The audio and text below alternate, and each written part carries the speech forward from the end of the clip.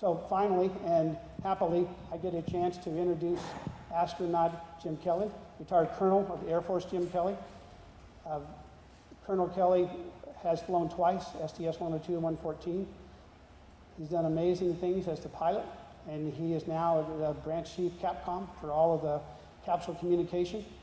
So he's an amazing astronaut, has accomplished a lot of things, and I know for all of us, he's the ultimate customer of the space hardware and the work that we do. Let's greet Astronaut Kelly.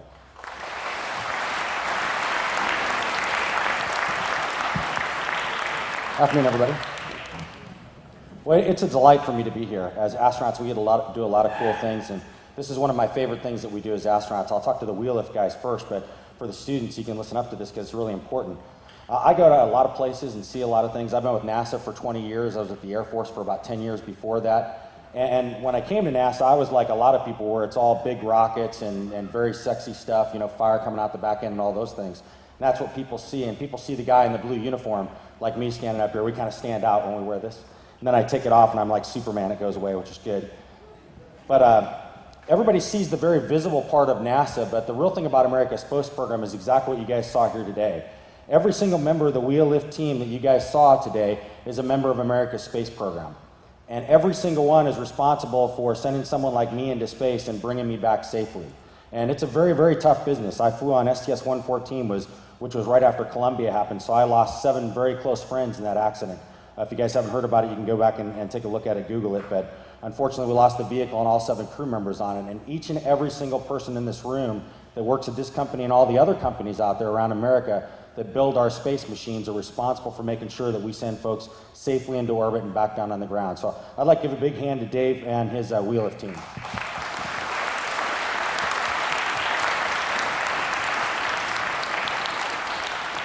So whenever I walk up to the launch vehicle, and I've done it many times, twice to fly myself and many other times, that's what I'm thinking about. I'm thinking about all the people out here in places like Iowa, which is kind of incredible for me. I grew up in Burlington, Iowa, so I'm a little bit younger than the gentleman who was up here before that was at 9 when the first moon landings happened. I was 5 when they happened. Lived down in Burlington, Iowa. To me, Waterloo was the big city. You know, I was born in the middle of 4 cornfields. I lived right outside the small airport in Burlington, which probably shaped a little bit of who I became. But for me, coming from small town Iowa, it's really neat to be in a program like this because it's so far from where I started. When I was 5 years old, I saw the moon landings. My dad took me out in the yard and pointed at the moon and said, "There are people walking on that moon right now." And that got me, and I think it got just about everybody my age. And from that point on, I did the same thing. I told my parents I was going to be an astronaut. And pretty much most kids did at my age at that time. The only difference between me and them was that I stuck with it. And I was fortunate enough to have folks help me along the way.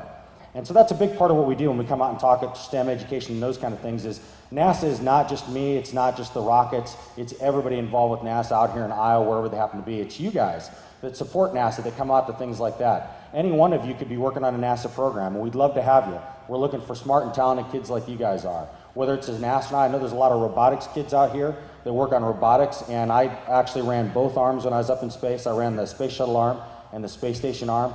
And I didn't have the robotic stuff. You guys are so far ahead of where I was when I grew up that it's amazing. You guys could probably run circles around with robot arm on orbit.